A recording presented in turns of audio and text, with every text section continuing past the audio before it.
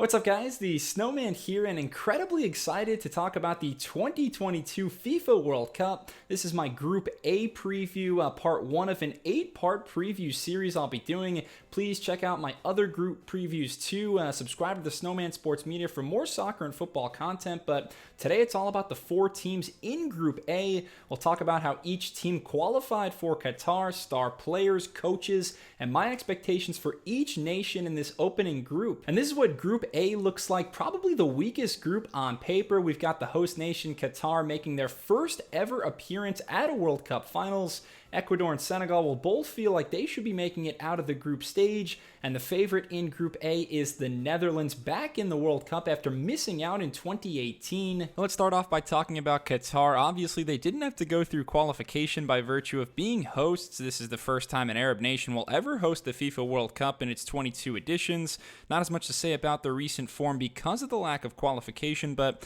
they do have a couple of friendlies in September against Canada and Chile, which should answer some questions. They did make the Gold Cup semifinals last summer, a solid showing in that tournament, eventually losing to the United States 1-0. They also made the semifinals of the 2021 FIFA Arab Cup, taking home 3rd place in that competition, but there's a lot of unknown with Qatar. This winter will certainly be the most attention the football world has ever placed on their team. If you're looking for a star player to watch for Qatar, check out Almoz Ali. The Sudan-born forward is only 26 years of age, but with 39 goals scored, he's just 5 away from being Qatar's all-time international scoring leader. And the highlight of Ali's career so far, winning the 2019 AFC Asian Cup with his country, an event where he was the Golden Boot winner with 9 goals. That's a record for the most goals ever scored at an Asian Cup. He's got pace, astute dribbling skills, and he's a quality finisher, so watch out for Almoz Ali. The head coach of Qatar is the 46-year-old Spaniard Felix Sanchez. He took over managing Qatar's U19 team in 2013 and then transitioned over to the senior team in 2017. Sanchez, the coach of that 2019 Asian Cup winning side that scored 19 goals, only conceded 1 and won every game that it played in. My expectations for Qatar, unfortunately for them, the World Cup is a massive step up competition-wise from what they're used to in their confederation in Asia. We know home field advantage goes a long way. Only once has the World Cup host ever not made it out of the group stage. That was South Africa back in 2010, but I'd be mildly shocked if Qatar were to make it out of this Group A with the Dutch, Senegal, and Ecuador. That opening match against the South Americans will be pivotal, but I can't really envision Qatar getting results against more than one of these foes. Their ceiling is the round of 16, but probably more than likely our hosts will bow out in the group stage this winter. Moving on to Ecuador, this is how South American qualifying shook out for them. Very impressive to finish 4th place in CONMEBOL over teams like Peru, Colombia, and Chile. Ecuador was especially strong at home, just 1 defeat in 9 matches. A huge 6-1 win over Colombia, also beat Uruguay 4-2 and collected a couple of draws against Brazil and Argentina. Michael Estrada was their leading scorer throughout qualifying with 6 goals. This Ecuador team qualifying for their 4th World Cup of this century after not making a single World Cup before 2002. It's a very young squad, lots of energy around their camp, and they feel like they can become regulars at the World Cup finals. One of the older leaders of Ecuador is the 32-year-old Ener Valencia, still going strong for his country. Just last October, he became the all-time scoring leader for Ecuador in a World Cup qualifier against Bolivia. Valencia scored 3 goals at the 2014 World Cup in Brazil. He's played in 4 Copa Americas, so a very decorated career. Can play center forward or on the wing. Great on the counterattack. Loves to run at defenders or hit long shots from outside the box. He's not necessarily a provider, but can certainly get his own. Ecuador's manager is an Argentine, Gustavo Alfaro. Had a very brief career as a midfielder, but coaching was always his passion. Over 30 years of experience coaching for various teams in Argentina, including Boca Juniors. Now he switches over to the international stage, leads Ecuador since 2020, guiding them back to the World Cup. And the expectations for Ecuador, certainly from their perspective, is to qualify for the round of 16. I think they'd view anything less as a disappointment, especially with how well qualifying went for them. The inaugural match versus Qatar will be imperative to come away with 3 points from. A virtual must-win, because I'm super high on the other 2 teams in this group, but Ecuador has a solid chance. On paper, they're 3rd best in Group A. I'd lean towards them not making it out of the group, but having such a young team, this experience in Qatar should do wonders for Ecuador as they continue to become a more regular player on the world stage. The 3rd team in Group A is Senegal, a really fun team in my opinion. They won their group in their second round of African qualifying quite easily, 5 wins in those 6 matches, and a very exciting third round tie versus Mo Salah and Egypt. Senegal losing the first leg 1-0, but coming back and equalizing early in leg 2. They played extra time and still nothing between them, so it was a penalty shootout to decide a spot in the World Cup finals. A very messy shootout. Both teams missed their first 2 penalties. Eventually it was Sadio Mane who buried the final penalty though and sent Senegal through to the World Cup.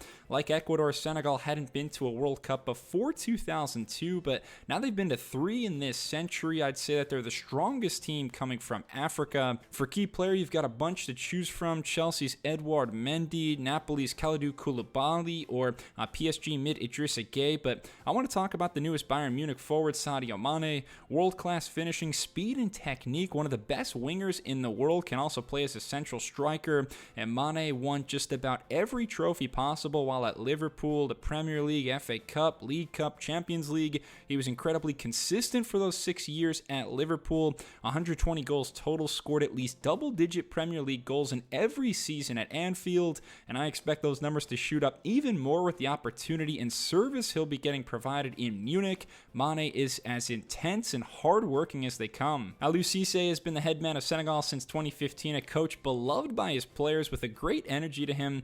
Senegal has made major strides under Cissé, World Cup appearances in 2018 and 2022.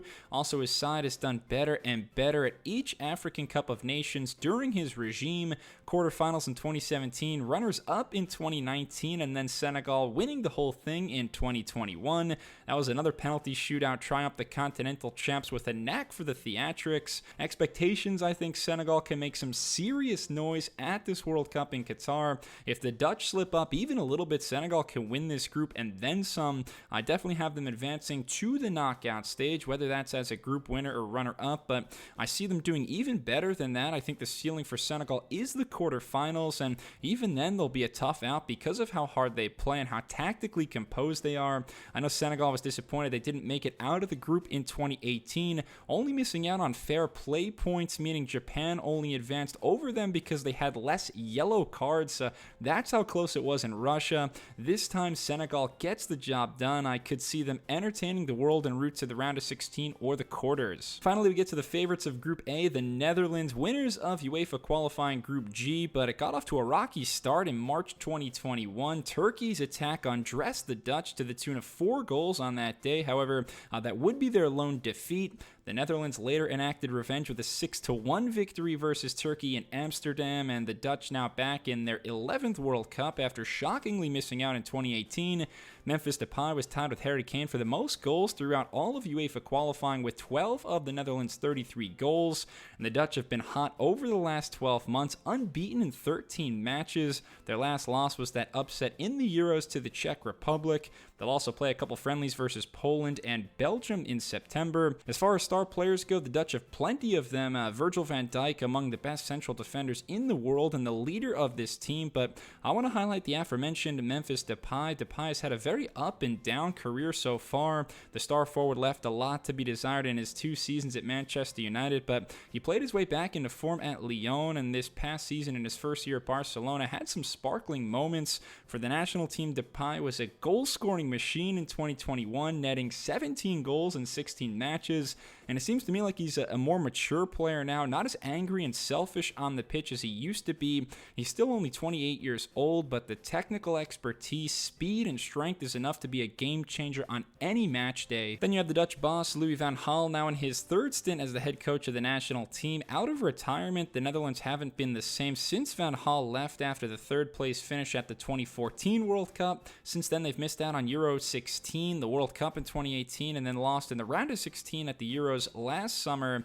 Van Gaal, now 70 years of age, probably his last stop. He's managed some of the great clubs in the world, clubs like Ajax, Barcelona, Bayern Munich, and Manchester United. My expectations for the Dutch are probably lower than some. As I mentioned earlier, I think Senegal has a legit chance to win this group. If that's the case, then the Netherlands may have to meet England in the round of 16. We'll see how it shakes out, but the Orange have been awesome lately. I just worry about the back line late in tournaments. They can play creative, free-flowing football, but but sometimes the floodgates just open up at the worst times. On paper, they are probably the best. They win Group A and make the quarterfinals. They're ceiling realistically the semis, but I think it's more likely they fall in the round of 16. Regardless, they caught an enormous break by being drawn into Qatar's group. The Netherlands should have zero problems getting out of this group, and then the real tournament will begin. Thanks a lot for watching my Group A preview. Please let me know who you think will win this group and do well in Qatar. Please check out my other group previews as well.